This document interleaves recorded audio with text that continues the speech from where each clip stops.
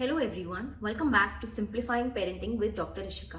आज के इस वीडियो में हम बात करने वाले हैं इस पोस्टर के बारे में, जिस पोस्टर में लिखा है कि sometimes we are so concerned about giving our children what we never had, however we neglect to give them what we did have while growing up. अब ये पोस्टर तो है इतना सा, लेकिन इसके अंदर बहुत कुछ है जिसके बारे में हम डिस्कस कर सकते हैं।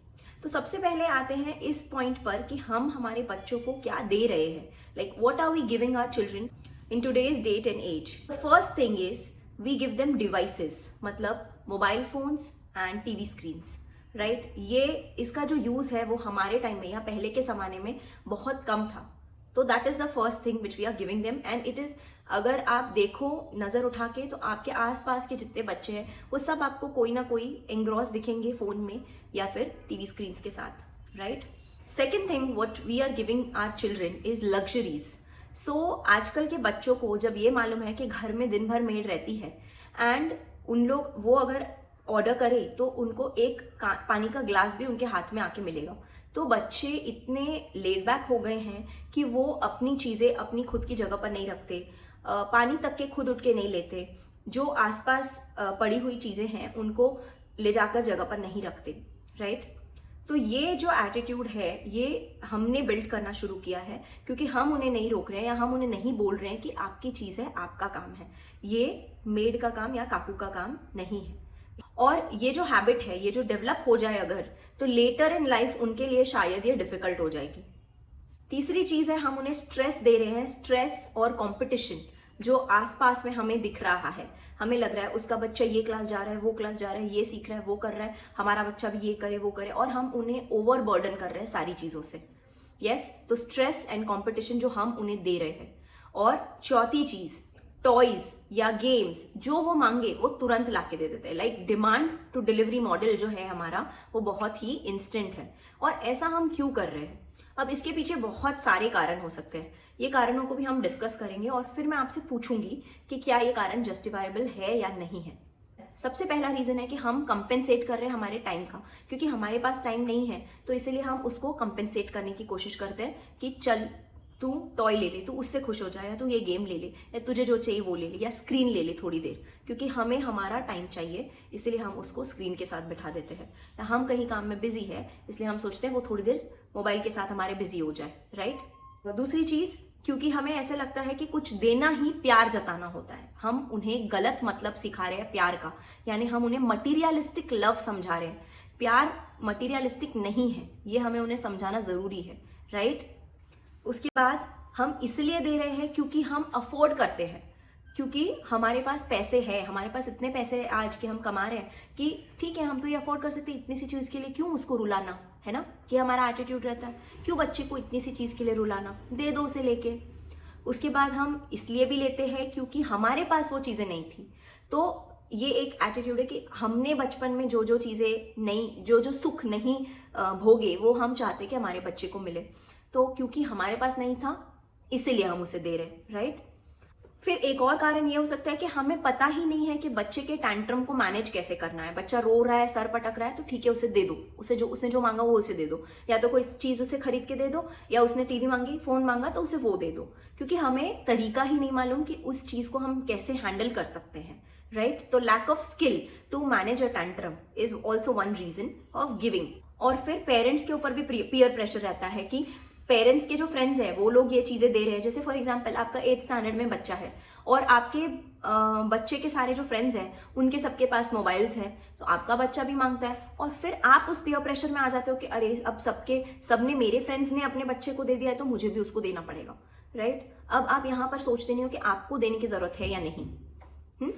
तो अब ये एक एक कारण जो मैंने आपको बताया है, इनको आपको सोचना है केयरफुली, और फिर आपको डिसाइड करना है कि क्या ये जो हम दे रहे हैं क्या ये जस्टिफाइबल है या नहीं है। और अब मैं बात करूंगी उन चीजों की जो हमारे जमाने में हमारे पास था और जो हम उन्हें नहीं दे पा रहे हैं।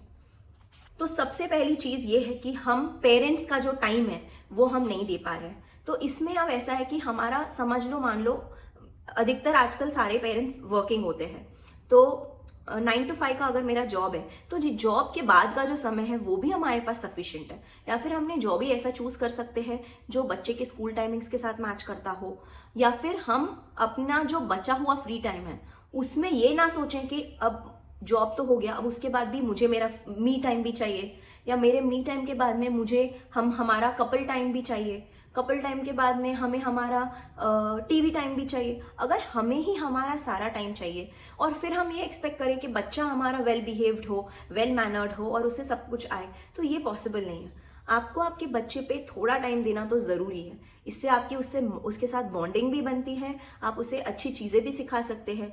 आप कितनी भी अच्छी मेड रख लीजिए, लेकिन मेड्स वो नहीं सिखा सकते जो आप सिखा सकते हैं। आपका बच्चा है, आपकी रिस्पॉन्सिबिलिटी है, आप ही को उसे सिखाना है।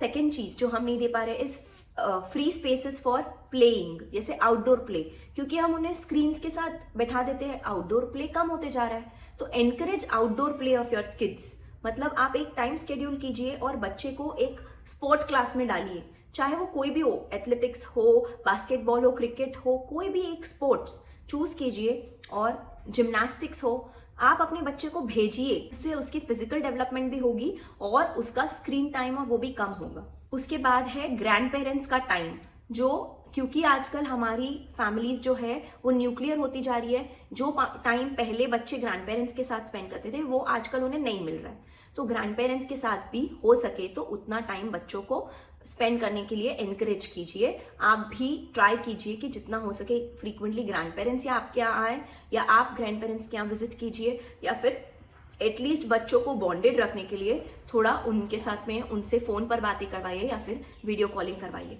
पहले ज़माने में हमारे पास में हॉर्स राइड्स होती थी या एलिफेंट राइड्स होती थी, तो आजकल वो वाली चीज़ें भी मिसिंग है।